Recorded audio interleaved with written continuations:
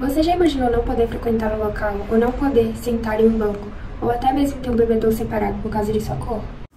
A desumanização e discriminação racial sistemática dos africanos escravizados e a criação de uma hierarquia racial criou uma mentalidade de inferiorização. Essa condição foi incorporada nas leis e nas práticas sociais, mesmo após a abolição da escravidão.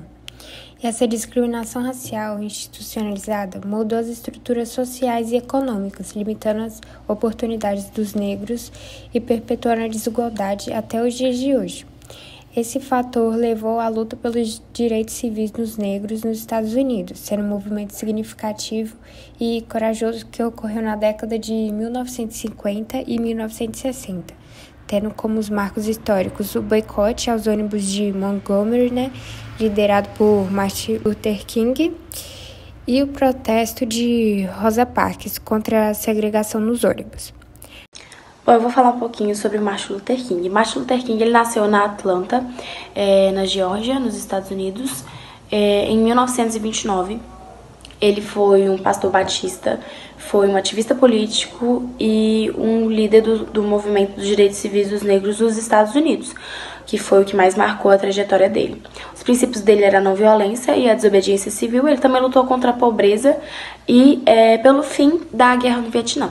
Ele tinha uma oratória muito boa, então ele conseguia convencer pessoas a lutarem pelos direitos, junto com ele. Ele conseguia convencer pessoas a fazer manifestações junto com ele. Umas grandes manifestações contra a segregação racial. Ele recebeu o Nobel da Paz em 1964, isso aí, em 1964, justamente por combater o racismo com o princípio da não violência. Ele foi casado com Coretta Scott. Em 1954, eles se mudaram para o estado do Alabama, que é um estado que adotou as leis da segregação racial. Então, os negros eles sofriam muitos ataques de supremacistas brancos e de associações como a Ku Klux Klan. A primeira pessoa que ele defendeu, como já foi falado anteriormente, foi a Rosa Parks. Então, gente, Rosa Parks foi uma costureira negra que se recusou a dar o seu lugar no ônibus para um cara branco.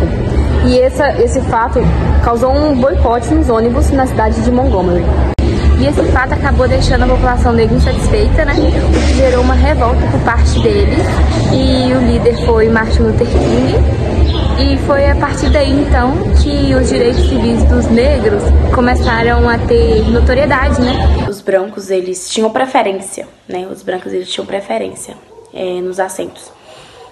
Rosa Parks foi presa por causa disso. Martin Luther King, o povo, ficou revoltado com a situação. E Martin Luther King foi o líder, deles. Enfim,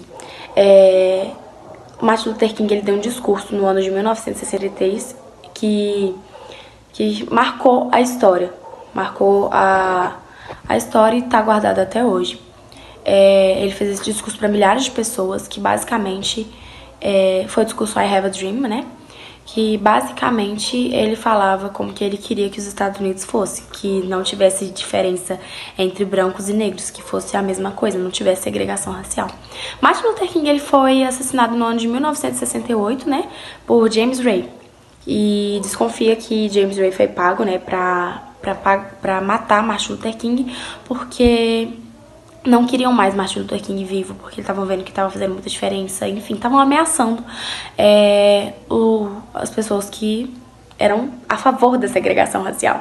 Essas ações inspiraram uma série de protestos em todo o país, enfrentando resistência e violência, mas também gerando conscientização e apoio. O movimento culminou na aprovação de leis importantes, como a Lei dos Direitos Civis e a Lei do Direito de Voto, que proibiram a discriminação racial.